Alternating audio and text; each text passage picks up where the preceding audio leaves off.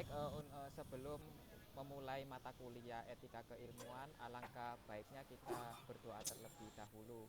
Berdoa menurut keyakinan masing-masing dipersilakan.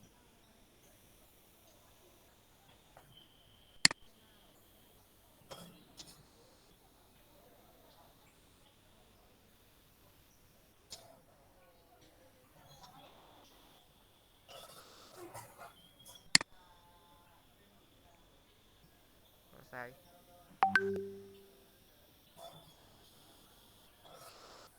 Baik, selamat siang, Siang. saudara-saudara sekalian. Saya mohon maaf, baru kali ini bisa kuliah karena kemarin Senin mau rencana, Selasa, itu ternyata jadwal numpuk karena luring. Jadi masih semester 1 itu yang kepingin untuk ke kampus. Nah, untuk kali ini tolong ditayangkan Mas Muhammad yang PPT yang pertama yang kaitannya dengan slide epistemologi. Baik, Kita bahas dulu epistemologi. Jadi minggu kemarin kita telah menyelesaikan ontologi, kita masuk ke epistemologi baik Bapak. dulu.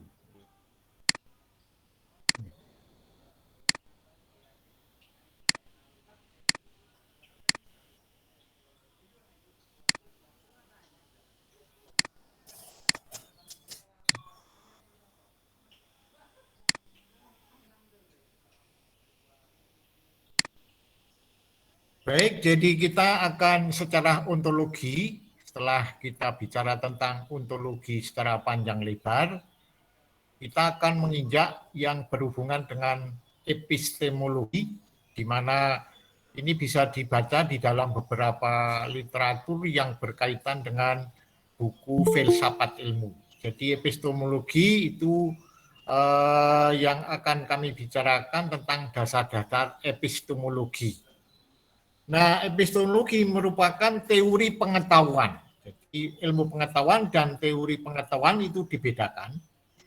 Jadi membahas secara mendalam segenap proses yang terlihat dalam usaha kita memperoleh pengetahuan. Ini dalam epistemologi, episteme. Jadi episteme itu real. Dan bagaimana itu kita bisa memperoleh pengetahuan itu. Ilmu yang didapat melalui proses itu disebut metode keilmuan. Jadi metode keilmuan. Sehingga saudara kalau mau melakukan penelitian itu dasar-dasar epistemologinya apa? Nah, secara singkat, jadi ilmu itu disebut science, kemudian pengetahuan, kemudian disebut dan ilmu yang mempelajari tentang sains dan pengetahuan penulik itu disebut ilmu pengetahuan. Jadi itu salah. Nah, bagaimana cara mencapai pengetahuan itu? Maka dibutuhkan apa yang disebut dengan metode keilmuan. Nah, ini yang biasanya eh, dirancukan dengan beberapa hal kaitannya dengan cabang suatu ilmu pengetahuan. Maka di dalam etika keilmuan ini yang memegang peranan penting itu pada metode keilmuannya. Next. Nah, kemudian metode keilmuan itu yang dimaksud apa? Jadi berpikir rasional. Rasional itu ya berkaitan dengan proses berpikir. Jadi kalau dogma itu bukan rasional. Nah, sehingga berpikir rasional itu melahirkan paham rasionalisme. Artinya berpikir secara rasional terlepas dari pengalaman manusia. Untuk apa? Untuk mendapatkan kebenaran. Nah, kemudian melalui pengamatan manusia. Jadi yang disebut dengan rasional itu adalah suatu metode untuk mencari kebenaran di dalam pengetahuan tetapi melalui pengamatan manusia yang sehingga kalau Anda mengatakan metodenya bagaimana tanpa kemudian melakukan pengamatan empiris, maka itu tidak memenuhi kaidah-kaidah di dalam epistemologi. Maka kalau ada tesis atau paper yang mengatakan di situ tidak ada metode atau empirisme, maka itu diragukan.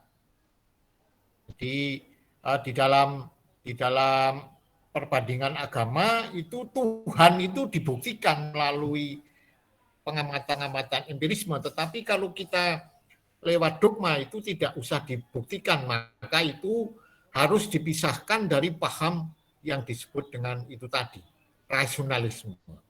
Jadi yang disebut rasionalisme itu berpikir secara etis, kemudian untuk mendapatkan kebenaran, tapi kebenaran yang digunakan atau yang dicapai itu harus melalui pengamatan pengalaman manusia.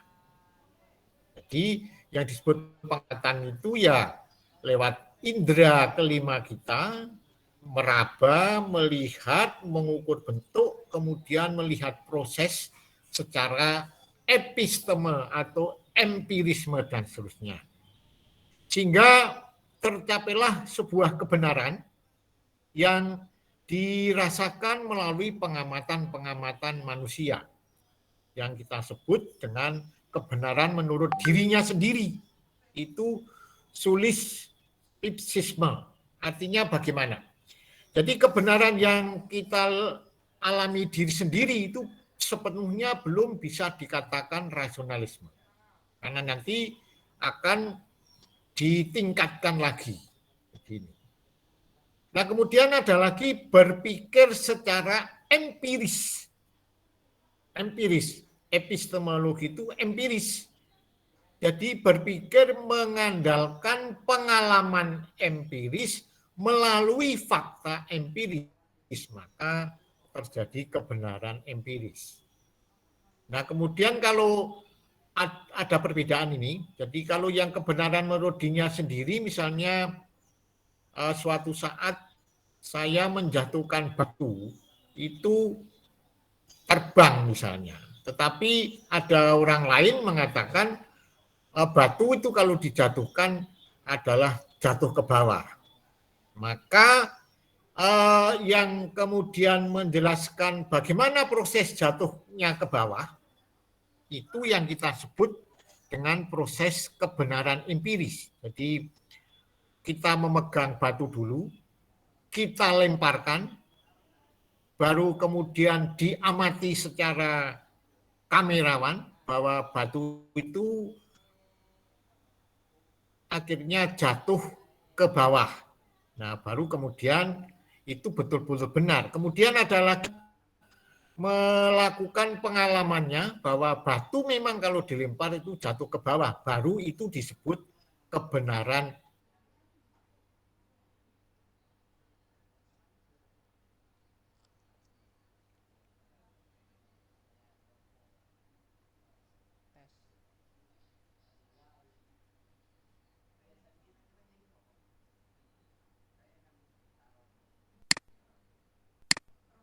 Halo, gih Bapak.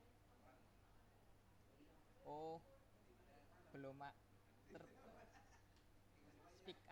speakernya belum belum belum diaktifkan.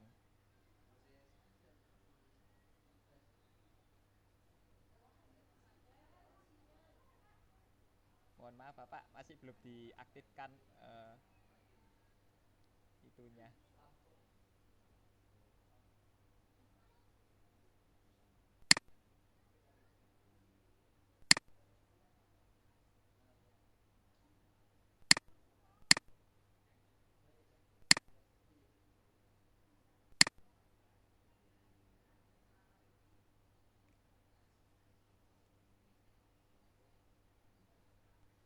Oh, suara Pak sinyalnya.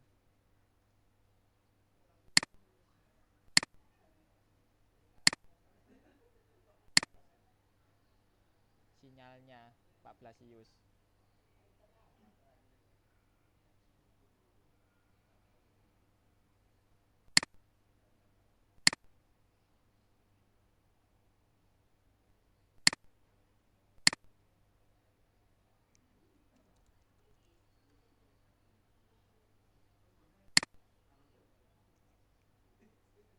Tes tes.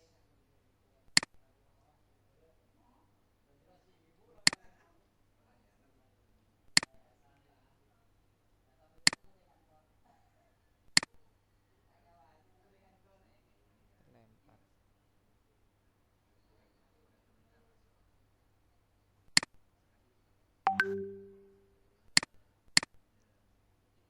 Tes tes. Aman. Aman-aman. Iya.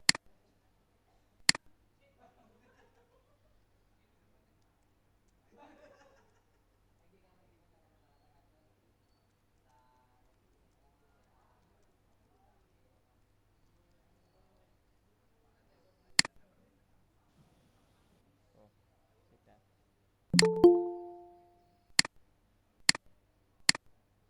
Kita masuk.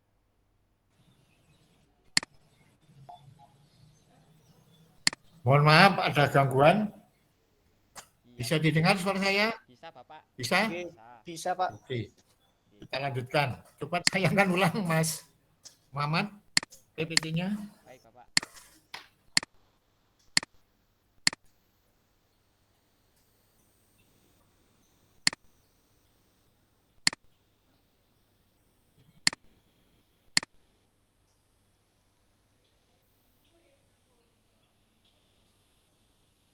Baik, kita lanjutkan. Mohon maaf ada kendala. Di sini sinyalnya turun di museum. Jadi kebenaran empiris. Jadi kebenaran empiris itu dilihat dari fakta empiris yang dijelaskan. Dan fakta empiris itu harus bisa diukur, dilihat, dan dijelaskan. Nah, kemudian terjadi pertentangan antara gabungan keduanya, pemikiran metode ilmu ada teori dan ada pembuktian teori. Jadi ini yang perlu Anda pahami betul, karena untuk metode penelitian ini atau yang kaitannya dengan empirisme, itu ada pembuktian dan seterusnya. Next, silahkan next. Nah, ini yang disebut dengan proses-proses tadi. Jadi yang terakhir adalah aksiologi atau dasar-dasar aksiologi. Jadi yang disebut dengan epistemologi tadi adalah mencari bagaimana empirisme itu bisa dibenarkan. Nah, kemudian dari hasil metode ilmu pengetahuan itu kita memperoleh apa yang disebut dengan kebenaran.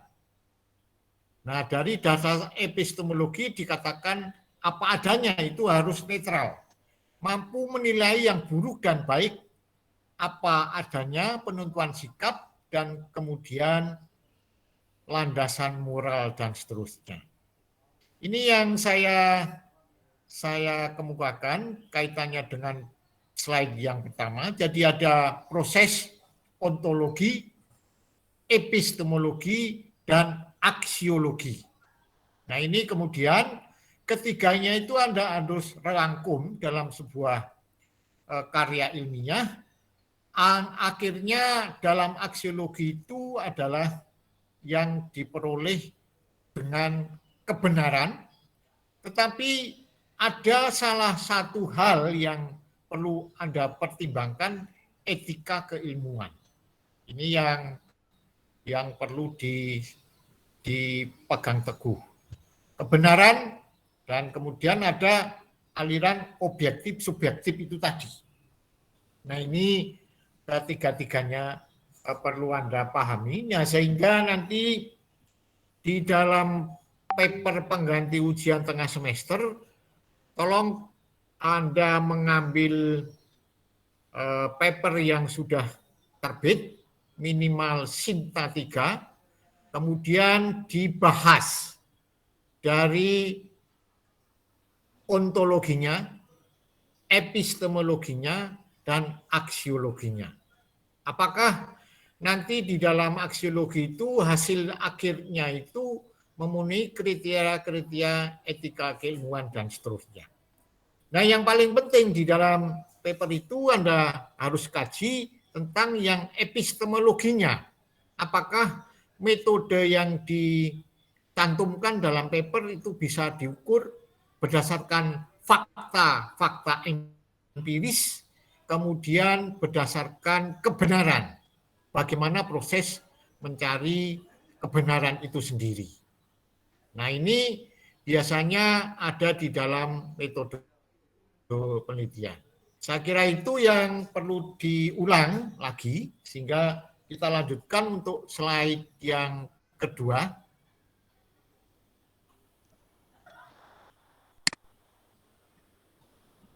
Slide yang kedua, masa oke. Slide 1. Terus, nah, kemudian kita akan jelaskan kedudukan dan pendekatan filsafat ilmu pengetahuan. Kenapa ini kami ungkapkan? Karena ada beberapa hal yang perlu diketahui dalam etika ilmuwan. Jadi, kedudukan dan pendekatan filsafat ilmu pengetahuan. Kedudukan filsafat ilmu pengetahuan dalam sistematik filsafat. Jadi ini filsafat itu umum, kemudian ada filsafat ilmu pengetahuan, ada filsafat pengetahuan, dan seterusnya. Jadi pemahaman tentang pengetahuan dan ilmu pengetahuan. Jadi dibedakan dalam filsafat itu ada pengetahuan dan ilmu pengetahuan. Kemudian yang ketiga, filsafat pengetahuan dan filsafat ilmu pengetahuan. Ini membingungkan. Jadi sehingga Anda harus membaca bukunya yang berhubungan dengan filsafat ilmu pengetahuan itu. Jadi ada filsafat pengetahuan dan filsafat ilmu pengetahuan. Ini kedudukan dan pendekatan filsafat ilmu pengetahuan. Next. Lanjut, Mas. Nah, kedudukan sebelumnya kedudukan filsafat ilmu pengetahuan dalam sistematika filsafat. Apa itu filsafat? Jadi filsafat secara umum sebagai upaya untuk mempelajari dan mengungkapkan pengembaraan manusia sampai titik terakhir secara mendasar. Ini bahasanya agak susah dicerna, tapi semacam itu yang namanya filsafat. Ya sebagai upaya mempelajari dan mengungkapkan pengembaraan manusia. Jadi selama manusia masih hidup itu filsafat akan berkembang. Jadi sehingga filsafat itu berkembang sesuai dengan perkembangan manusia sampai pada titik terakhir. Sehingga filsafat ini bisa dikatakan dari Yunani kuno sampai secara sekarang sampai secara mendasar. Sehingga kalau Anda baca bukunya Franz Magnus Suseno, itu ada filsafat Jawa, ada filsafat Madura. Ini karena apa? Karena mengungkap tentang secara mendasar titik terakhir dari peradaban manusia. Filsafat dapat dibedakan berdasarkan sejarahnya.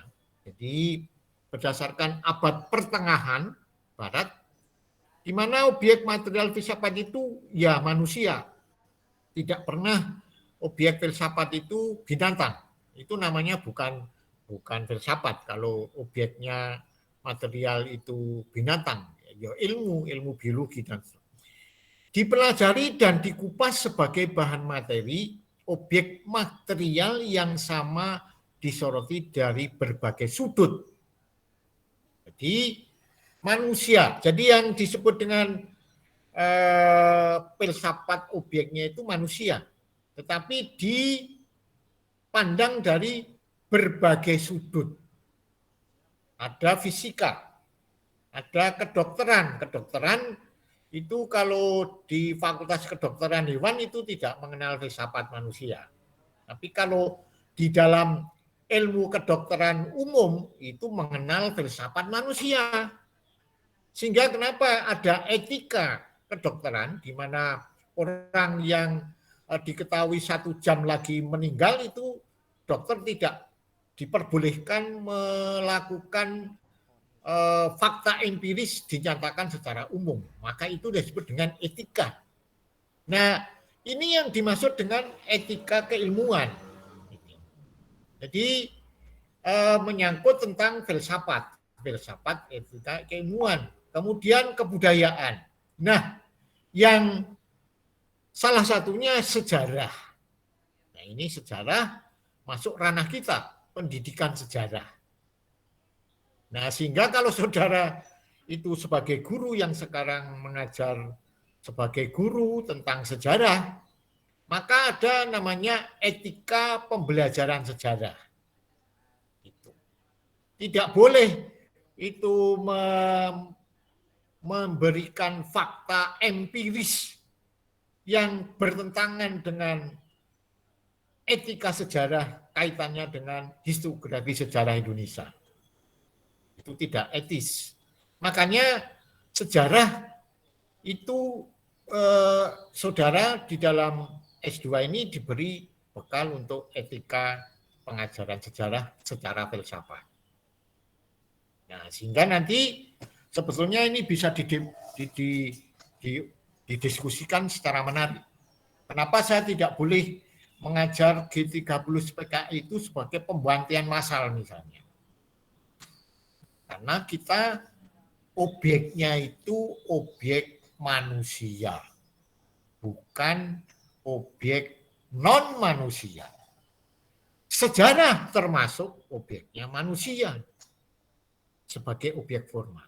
Maka perlu ada pertimbangan-pertimbangan yang disebut dengan etika keilmuan itu tadi.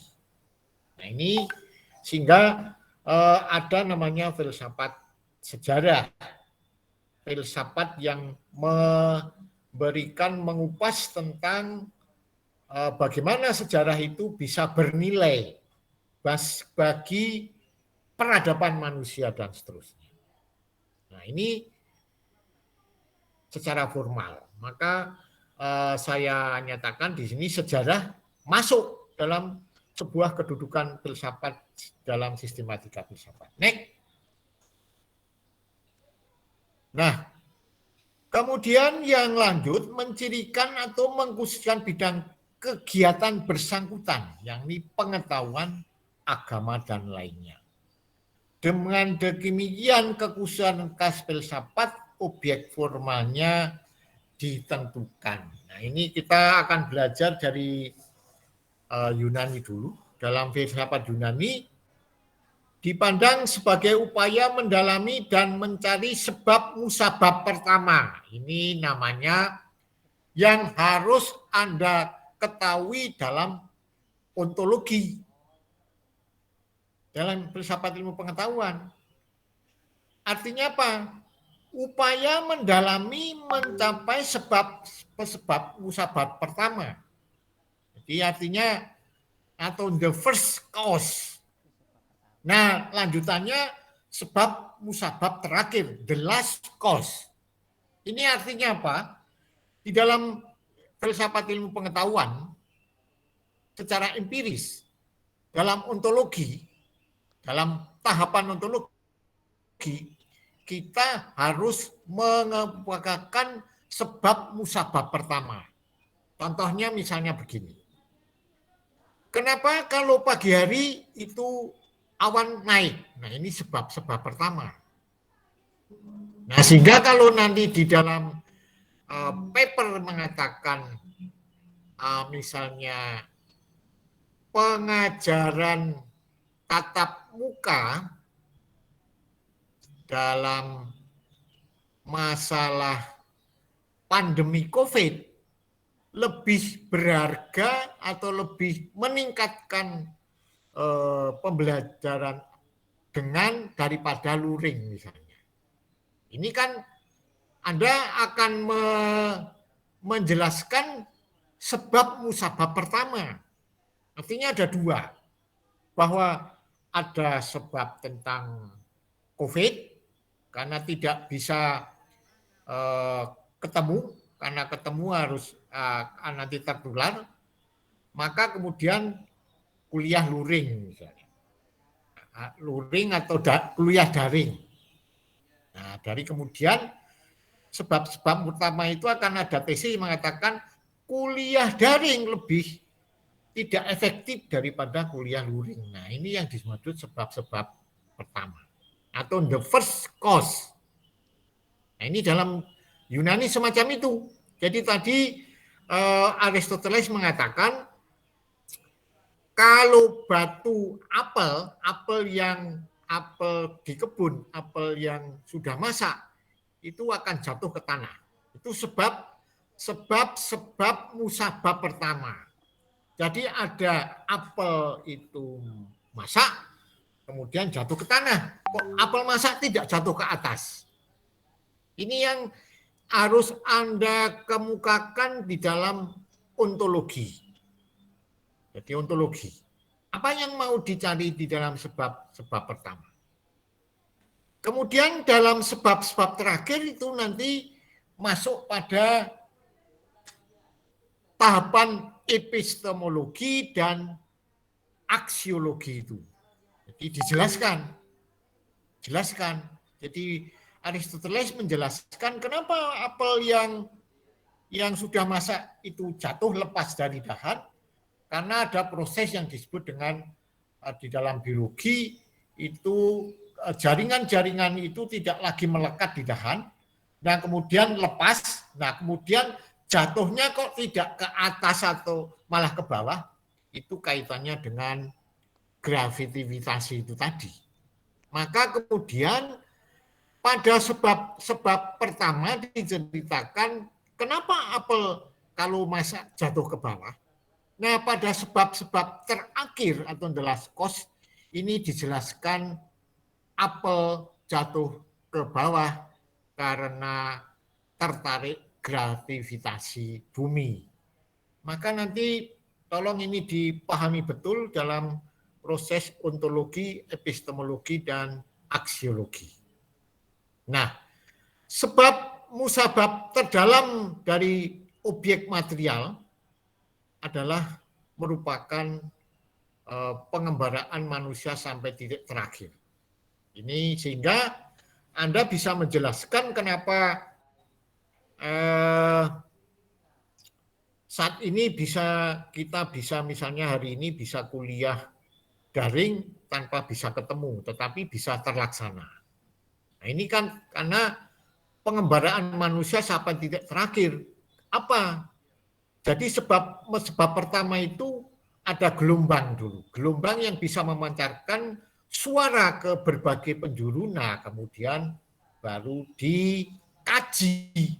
Bagaimana bisa saya sekarang ada di museum, kemudian Anda ada di Jambi sana, bisa berkomunikasi, yang ada di Sidoarjo juga bisa kuliah. Nah, ini nanti dijelaskan pada proses namanya proses yang disebut dengan yang pertama tadi, yang ontologinya, kemudian aksiologinya, dan epistemologinya itu. Nah, ini yang perlu dijelaskan secara ilmu filsafat, ilmu pengetahuan. Jadi dari penjelasan ini, filsafat itu apa? Objek materialnya manusia, bukan binatang, bukan material benda padat.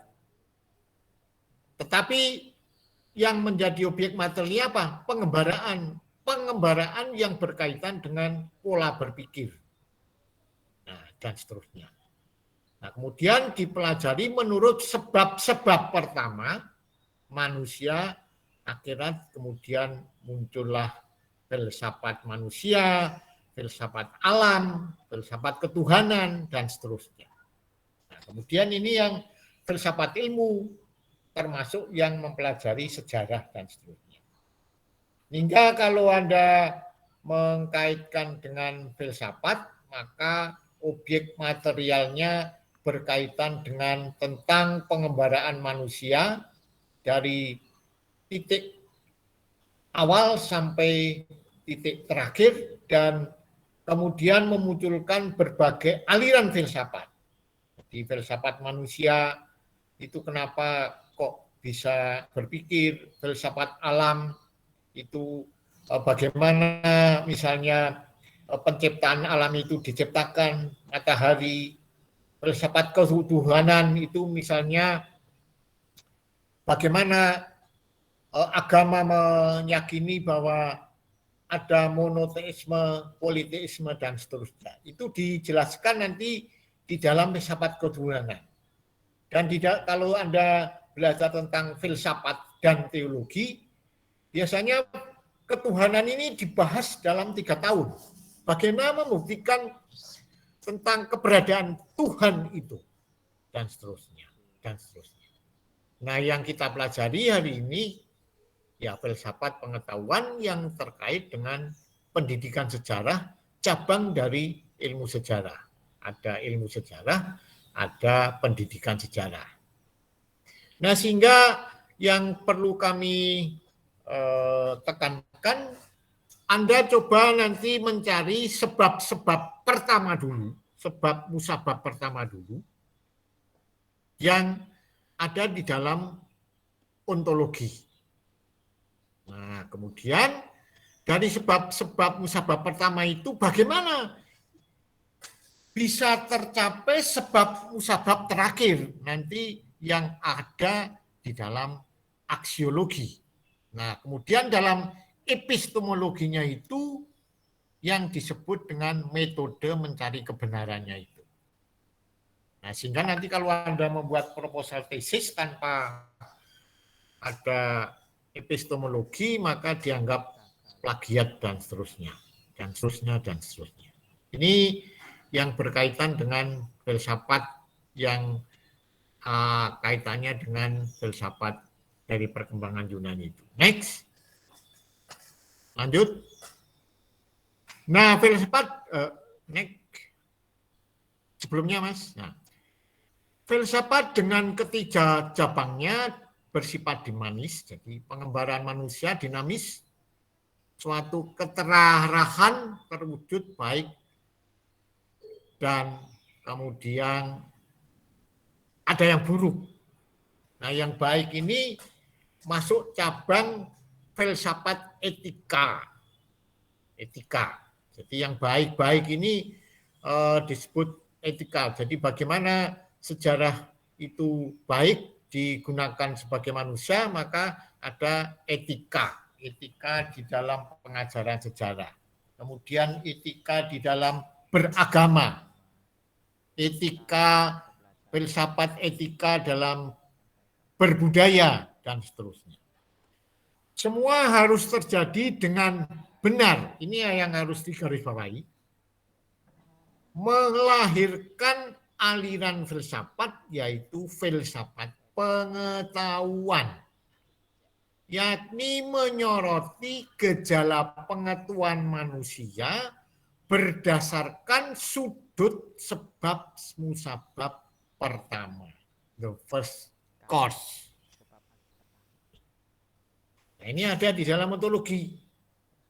Pokok bahasanya yaitu apakah suatu pengetahuan itu benar dan tetap terpercaya, berubah, kemana arah perubahan menunjukkan benar, itu gejala perubahan yang benar. Nah, ini yang perlu Anda camkan. Jadi pokok bahasan, apakah suatu pengetahuan itu benar dan tetap, bisa terpercaya, bisa berubah-ubah, kemana arah perubahan menuju pengetahuan yang benar. Nah, ini disebut filsafat manusia. Karena apa? Kebenaran itu akan berkembang sesuai dengan itu tadi pengembaraan manusia. Dulu orang belajar sejarah, mengajar sejarah itu dulu ya cukup di kelas narasi. Tetapi sekarang tidak bisa.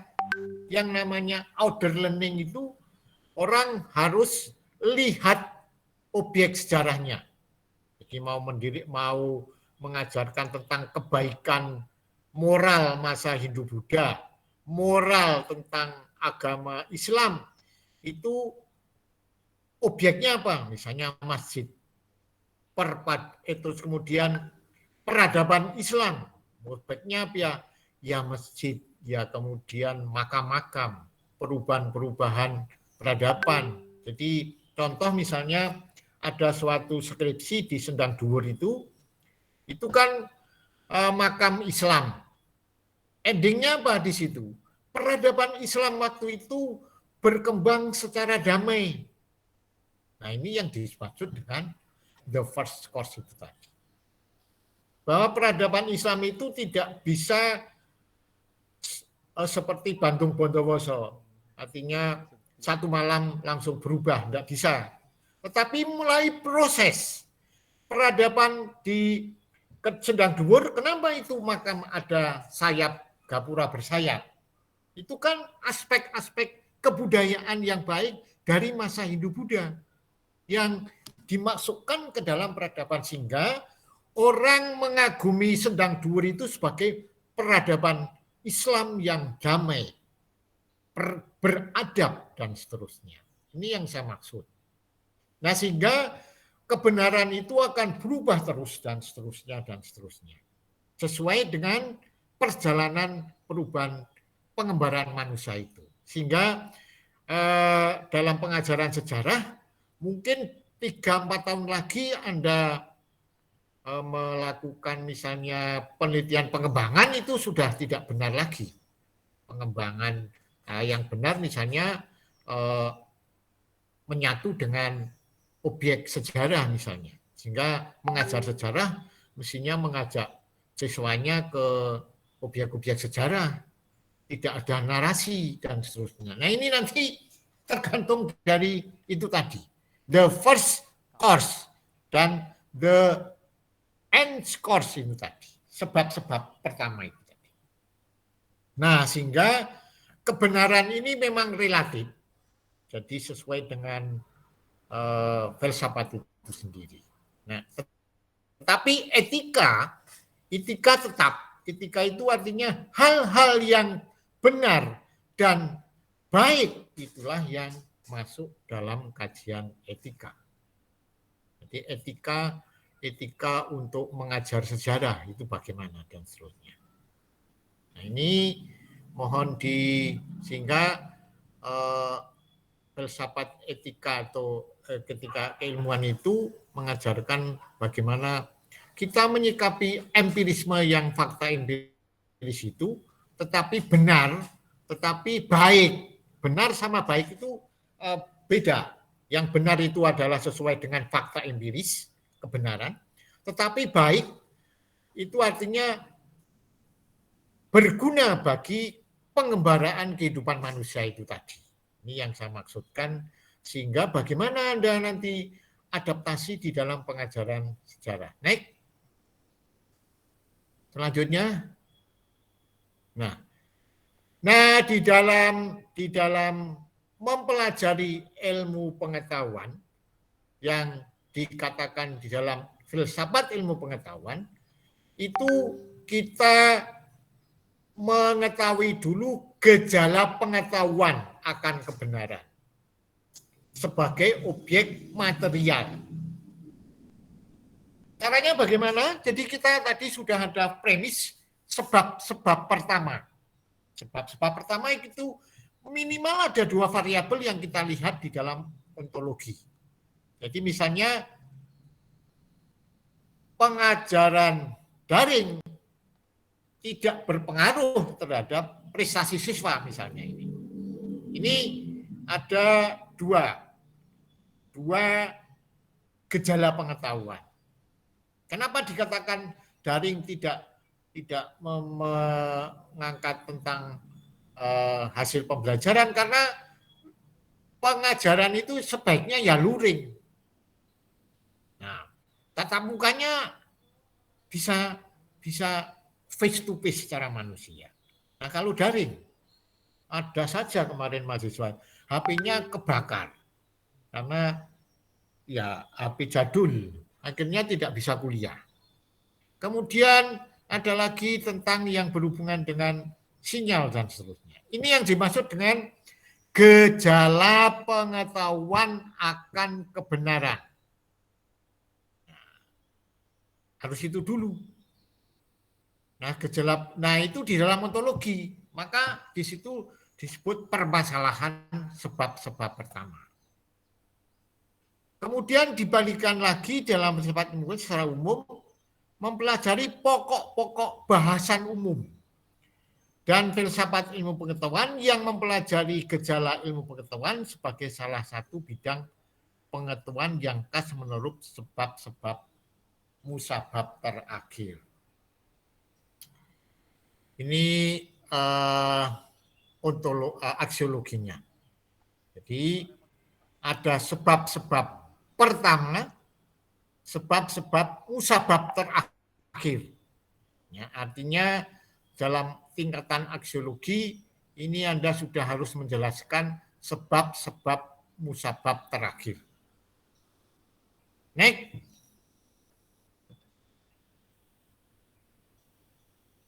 Nah, kemudian filsafat pengetahuan. Tadi ada filsafat ilmu pengetahuan. Objek materialnya gejala atau fenomena pengetahuan. Menyoroti gejala pengetahuan manusia berdasarkan sudut sebab musabab pertama. Sedangkan filsafat ilmu pengetahuan mempelajari gejala ilmu pengetahuan secara khas menurut sebab musabab terakhir. Ilmu pengetahuan sebagai pengetahuan yang diatur secara sistematis dan langkah-langkah pencapaiannya dipertanggungjawabkan secara teoris. Jadi ini ada dua hal yang perlu Anda bedakan. Kalau filsafat pengetahuan itu tentang fenomena, jadi fenomena itu gejala, artinya belum pasti benar. Tetapi kalau sudah masuk sebab-sebab terakhir yang menyangkut tentang epistemologi dan aksiologi, itu kita masuk bidang filsafat pengetahuan berdasarkan aliran-aliran pengetahuan manusia. Nah, ini tolong dicamkan betul. Jadi kalau di dalam ontologi itu kita masih pada tataran yang disebut dengan pengetahuan. Tetapi setelah kita masuk epistemologi, aksiologi, kita sudah masuk di bidang filsafat ilmu pengetahuan. Nah, ini tolong dicamkan. Nah, sehingga saya berhentikan di sini dulu, karena menurut pengetahuan saya dari saya mengajar ini, mahasiswa belum paham tentang apa itu sebab-sebab musabab pertama, apa itu sebab terakhir. Nah, mohon yang belum jelas bisa kita diskusikan pada siang hari ini. Terutama yang bagaimana mengaplikasikan sebab musabab pertama dan mengaplikasikan sebab musabab yang terakhir. Nah, coba. Ada pertanyaan? Agak muter-muter memang filsafat seperti itu. Saya, Bapak. Ya. Terima kasih, Bapak. Ini ya. Pertanyaan saya itu gini. Kan di dalam epistemologi itu kan harus menyikapi ya. cara rasionalisme dan empirisme. Nah, ya. Bagaimana kalau epistemologi itu hanya didasarkan empirisme saja dan begitu sebaliknya hanya terus yang kedua itu hanya didasarkan rasionalisme saja. Itu saja, Pak. Nah, itu belum. Yang intinya pokoknya harus bisa menjelaskan sebab musabab pertama untuk menuju sebab musabab terakhir. Nah, kalau itu kemudian hanya berdasarkan logika rasionalisme, kemudian proses mencari kebenaran itu tidak dijelaskan secara rasionalisme, maka itu tidak tercapai epistemologinya. Nah, disitulah kemudian dijabarkan secara konkret metode penelitian. Metode penelitian itu adalah salah satu perangkat untuk bisa menjelaskan sebab musabab terakhir yang nanti disimpulkan di dalam aksiologi. Nah, sehingga ada namanya filsafat etika sejarah, karena metodenya berbeda dengan kedokteran dan seterusnya dan seterusnya. Nah, ini yang perlu dicamkan, sehingga sejarah itu masuk humaniora bukan eksakta, yang secara empiris itu bisa diukur sehingga ada skala lingket. Barang itu kan sebetulnya upaya untuk supaya sama dengan ilmu kedokteran yang berkaitan dengan kuantitatif itu. Tetapi itu kan hanya rentangan. Jadi misalnya cukup 60 sampai 70, 70 sampai 80 baik. 80 sampai dengan 100 cukup baik. Tapi kan rentangan, tidak sama seperti dikatakan panas di kedokteran itu kalau 36 derajat, kan tidak bisa kita. Nah, ini yang dimaksud dengan nanti akan berhubungan dengan humaniora dan seterusnya. Atau ya ilmu-ilmu sosial. Yaitu Muhammad Ronald Aji Saputra. Ya, ada lagi? Ya, saya Pak mau bertanya Ya. tentang sebab musabah pertama tadi itu kan Pak Blasius memberikan contoh bagaimana apel bisa jatuh itu ya Pak ya. Ya. Dari serat-serat yang terputus itu mengacu kepada tentang teori-teori dari biologi. Sedangkan apel itu jatuh ke bawah karena adanya gaya gravitasi. Jadi dalam sebab musabah pertama itu mengandung beberapa beberapa teori atau beberapa ilmu pengetahuan begitu ya Pak ya. Iya, tetapi masih belum bisa dibuktikan. Tetapi Anda cuma hanya melihat fenomenologi. Fenomena. Ada apel jatuh, itu fenomenanya. Yang akan disebab-sebab musabab terakhir, kenapa apel itu bisa jatuh ke bawah, kok tidak jatuh ke atas? Itu nanti yang dikaitkan dengan epistemologi dan aksiologinya. Tetapi di dalam tahapan ontologi, di dalam paper itu, di dalam latar belakang masalah, itu yang harus dijelaskan yang itu tadi, fenomenologi. Gejala pengetahuan, tetapi sudah mengandung kebenaran. Nah, kebenaran itu nanti dijelaskan, dibuktikan dalam tahapan epistemologi, aksiologi, yang akhirnya nanti bisa dijelaskan dalam sebab musabab terakhir. Nah, begitu. Nah, kalau tesis Anda itu melangkah seperti itu, maka nanti ujian 5 menit sudah selesai. Begitu. Ini. Jelas, Mas Agus. Iya, Pak, jelas. Oh, berarti satu lagi, Pak. Untuk aksiologi berarti itu hasilnya gitu ya, Pak. Udah udah ketahuan maksudnya antara kebenaran dan tidak benarnya gitu ya, Pak. Ya, di situ aksiologi. Tetapi itu harus melalui proses epistemologi itu tadi. Proses pembenaran metodologinya bagaimana dan seterusnya dan seterusnya. Ya. Ya, terima kasih, Pak. Ya. Ya, ini. Ada lagi? Saya boleh tanya lagi, Pak? Boleh, boleh. Sampai jelas silahkan, karena ini susah untuk memahami. Ya. Ini Pak, kalau kita lihat dalam sebuah karya ilmiah, baik tesis, baik skripsi, tesis, disertasi, itu kan di bab 2. Di bab 2 itu kan ada namanya kerangka teori. Dan teori itu kan ada beberapa kerangka berpikir, dan itu bisa dituangkan di dalam diagram alur kerangka berpikir itu yang disusun berdasarkan teori-teori. Nah, pertanyaan saya, bagaimana mengukur keilmiahan dari sebuah teori tersebut? Itu saja, Pak. Terima kasih. Jadi yang pertama, apakah teori itu sudah dibuktikan secara epistemologi? Nah, itu yang harus. Kemudian yang kedua, apakah secara empiris, rasional, itu logik, dan seterusnya. Nah, kemudian yang terakhir, apakah teori itu betul-betul secara aksiologi bisa kebenarannya untuk menjelaskan sebab-sebab terakhir itu dalam berulang di sini aja enak kali. banget. Berulang kali. Nah, itu yang perlu dijelaskan di dalam teori-teori tadi. Nah, ini.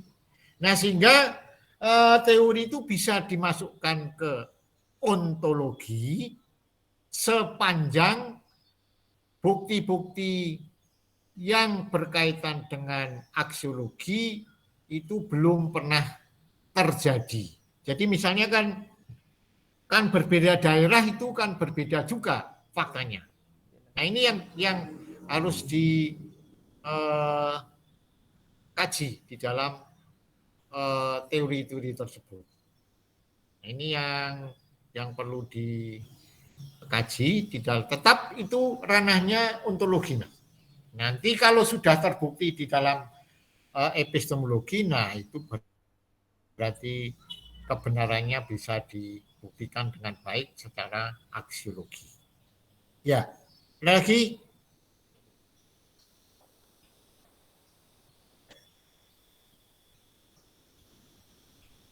Mbak Nur Hasanah kok merenung? Sudah paham? Merenung, bingung. Mbak Nur, dimut dulu. Ini juga sambil lihat baca-baca tentang materi ini juga, Pak. Ya. Sudah paham? Sebab-sebab pertama dan sebab-sebab terakhir. Sebab musabab terakhir. Dalam proses filsafat ilmu pengetahuan ada ontologi, epistemologi, aksiologi. Mbak Cici, belum jelas? Cici Setiawati. Ya, sedikit Pak. Jadi yang saya tangkap, jadi kalau misalkan contohnya kalau untuk sebab pertama, misalkan kita pembelajaran daring karena COVID, nanti kemudian untuk mencari sebab terakhirnya kita menggunakan epistemologi dengan mengkaji lebih dalam apakah hanya disebabkan oleh COVID atau sebab-sebab lainnya seperti itu Pak ya? Iya, ya seperti itu. Tetapi sekarang harus rinci. Nah, kalau sudah paham berarti Anda sudah tidak bingung. Nah, kalau sudah tidak bingung berarti terapkan di dalam papermu yang kamu kaji. Cari ontologinya sebab-sebab pertama, kemudian yang epistemologinya proses mencari jalan kebenaran sebab-sebab musabab terakhir. Nah, tolong nanti seperti itu, jadi kajian tentang papernya itu. Mbak Sinta, apa ada pertanyaan?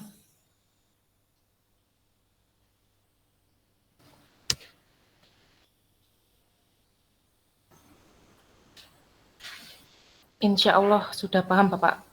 Oh, sudah paham. Jadi kalau dapat disimpulkan itu ontologinya itu kayak membahas tentang keberadaan sebuah objek lah atau fakta sesuai fakta yang ada. Tapi kalau yang epistemologinya itu kayak mempelajari atau membahas tentang prosesnya untuk mengetahui suatu objek sesuai fakta yang ada. Tapi kalau aksiologinya itu kita mempelajari atau membahas tentang nilai-nilai atau manfaat sebuah objek tersebut. Jadi adanya sebab musabab yang pertama yang kayak disampaikan Mbak Cici tadi, itu diketahui kebenarannya dulu, baru dicari ke sebab musabab yang terakhir sesuai epistemologinya kayak gitu Pak. Mungkin kalau ada yang salah mungkin bisa ditambahkan atau gimana?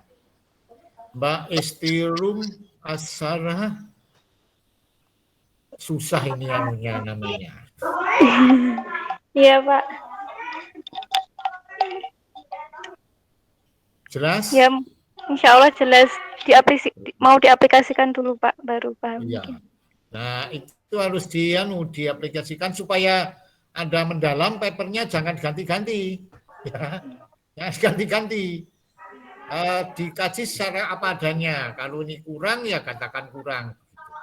Kemudian kalau tidak memenuhi syarat, katakan memenuhi syarat dan seterusnya. Sehingga nanti minggu depan mudah-mudahan bisa kuliah lagi. Nah, kemudian Mas Muhammad Ronald membuat jadwal presentasi itu tadi. Presentasi, saya mohon presentasinya menggunakan PPT, dikaji. Jadi nanti terserah apakah satu pertemuan 2 orang atau berapa, nanti untuk dikaji kita komentari bersama. Sehingga nanti bisa detail begitu. Dari PPT 1 dan 2 itu kita aplikasikan karena itu konsep semua. Kemudian kita aplikasikan, kemudian Mas Muhammad Royal Aji Saputra membuat jadwal untuk presentasi menggunakan PPT. Nah, ada moderator dan seterusnya, sehingga nanti kalau belum jelas, baru kita jelaskan ulang. Kalau sudah jelas semuanya, baru kita lanjut ke etika dan seterusnya. Ya itu. Saya kira itu, jadi ini sudah 1 jam lebih. Kan tidak boleh itu nanti pulsanya habis dan seterusnya. Jadi saya mohon karena Anda sudah membuat surat pernyataan ke jurusan dan ketua prodi berkeberatan untuk kuliah luring, maka saya mohon kuliahnya daring. Jadi kami mohon kesungguhan hati untuk tidak disambi sambil bekerja begitu. Nah, sehingga nanti kuliah di jadwal aja jam istirahat itu kalau bisa. Jadi jam 12 kita mulai, selesai jam kerja baru selesai, supaya semuanya bisa ikut dan seterusnya. Kemudian tetap membuat jurnal kuliah walaupun S2. Bagi saya sebetulnya UTS dan UAS tidak penting, tetapi kuliah itu bisa diaplikasikan untuk saya. Nah, ukurannya ya Anda bisa membahas suatu makalah dan dipresentasikan sesuai dengan, sehingga nanti akhir semester ini Anda bisa membuat proposal sesuai dengan filsafat ilmu pengetahuan kaitannya dengan etika itu tadi. Saya kira itu, terima kasih. Mohon maaf, jadi besok Kamis saya tidak bisa kuliah, saya ganti hari ini. Kemudian pengganti yang 2 nanti bisa dirundingkan ulang, karena waktunya sebenarnya hari Senin, tetapi waktu itu banyak yang berminat untuk luring, sehingga jadwalnya kami sampai sore waktu itu. Karena ada mahasiswa semester 1, itu kan senang-senangnya mau ke kampus, mau lihat kampus tercinta, itu banyak sampai 70% kemarin masuk dan seterusnya. Yang lain yang semester yang terakhir memilih daring karena sudah bosan ke kampus katanya begitu. Ini mudah-mudahan nanti ini bisa diantisipasi. Saya kira kuliah hari ini, jadi tolong nanti saya ulangi untuk minggu depan pembahasan yang terkait dengan ontologi, epistemologi, aksiologi yang bisa menjelaskan sebab-sebab musabat pertama, kemudian epistemologi, aksiologi yang berkaitan sebab-sebab musabat terakhir. Jadi secara logik nanti dijelaskan dalam paper tersebut. Nah, kalau tidak ada, maka dicari kesalahannya di mana. Jangan ganti paper, nanti susah. Dan papernya yang sudah terbit begitu, yang minimal sintatika, syukur skopus, dan seterusnya. Saya kira selamat siang, kami kembalikan ke PJ Mas Muhammad Ronald Aji Saputra, mungkin ada pengumuman atau yang lain. Dan kemudian kalau tidak ada, mohon kuliah hari ini ditutup dengan doa. Waktu dan tempat kami persilahkan. Baik, terima kasih atas pemaparannya Bapak Dr. Blasio Suprapto mengenai tentang filsafat, yaitu ontologi, epistemologi, dan aksiologi yang sangat bermanfaat sekali. Untuk perkuliahan hari ini, alangkah kita baiknya kita tutup dengan doa. Berdoa menurut agama dan kepercayaan masing-masing, dipersilahkan.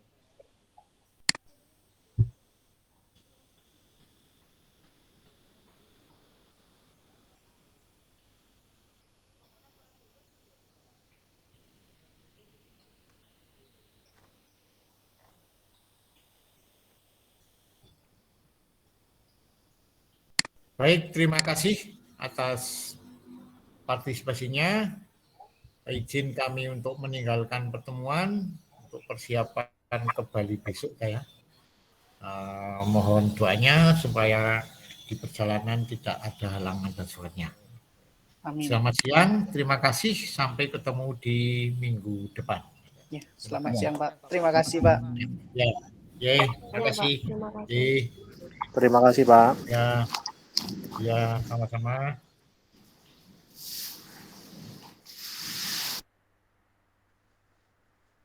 Wis rek gawe aksi dulu.